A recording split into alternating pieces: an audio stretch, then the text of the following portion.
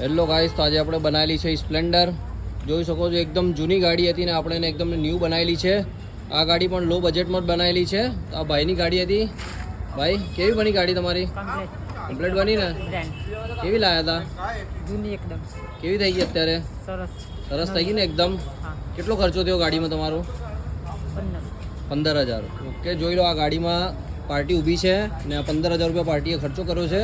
તો દરેક ગાડીમાં એવું ના હોય કે દરેક ગાડીમાં 15 જ થાય. કોઈ ગાડીમાં 10 બી થાય, કોઈમાં 5 બી થાય, કોઈમાં 35 બી થાય ને કોઈમાં 50 પણ થાય.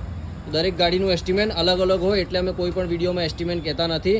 એ તમારે કોઈ બી ગાડીનું એસ્ટિમેટ લેવું હોય તો ફોન ઉપર કે ઇન્સ્ટાગ્રામમાં કોઈ પણ જાતનું એસ્ટિમેટ મળે નહીં. એસ્ટિમેટ લેવું હોય તો ગાડી લઈને શોપ પર આવવું પડે.